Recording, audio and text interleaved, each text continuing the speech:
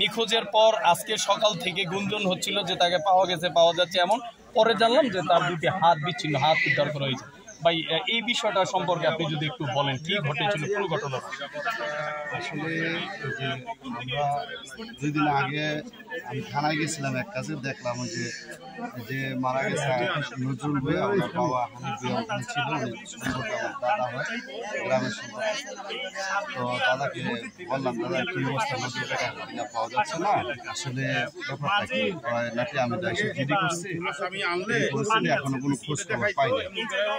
পরে আমাদের যে স্যার ছিল দাদা, স্যার আপনি একটু দেখেন, তো ওনার ছেলেরা খুঁজে পাইতেছে না, কিভাবে উদ্ধার করা যায় সেই ব্যবস্থা নেন।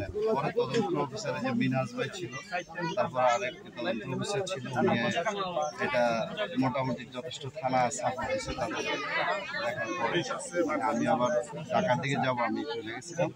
পরে তাদেরকে অনেক হেল্প করলো।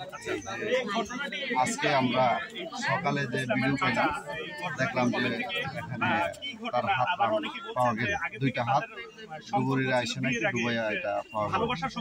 কিন্তু আসলে তাদের এটা আমি যেটুকু জানি যে এই মেয়ে ছেলে তাদের মধ্যে একটা একজনে আরেকজনকে পছন্দ করতো, এরকম তো আমি শুনছি আর কি, যে তারা পছন্দ করতো এইখানের মধ্যে অনেক বছর আগে। তো আমি 2জন তো এখন ফ্যামিলিগতভাবে হ্যারও বিয়ে হয়েছে, ছেলে মেয়ে আছে, হ্যারও ছেলে মেয়ে আছে।